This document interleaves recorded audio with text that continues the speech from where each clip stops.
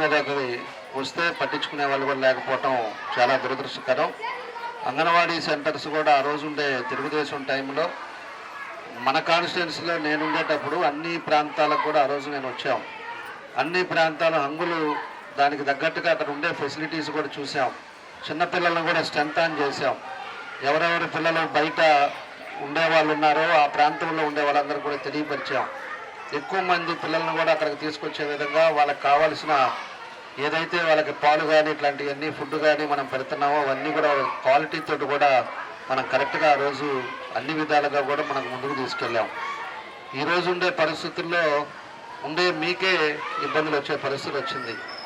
ఆ రోజు ముఖ్యమంత్రిగా చంద్రబాబు నాయుడు గారు ఉండేటప్పుడు కూడా మీకు ఆ రోజు 7,000 ఎంతో జీతంగా ఆ రోజు ఉండే పరిస్థితుల్లో కూడా తెలుగుదేశం పార్టీ 10,500 రూపాయలు మీ అందరికి కూడా పెంచింది.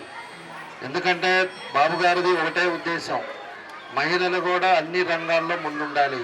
మహిళలు కూడా ఇదివరకు ఇంటికి పరిమితం కాకూడదు.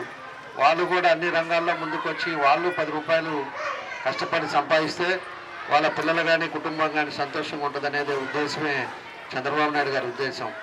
కాబట్టే మహిళలకి ఎక్కువ ఇంపార్టెన్స్ కూడా తెలుగుదేశం పార్టీ టైంలో ఆ రోజుల్లో ఇచ్చాం.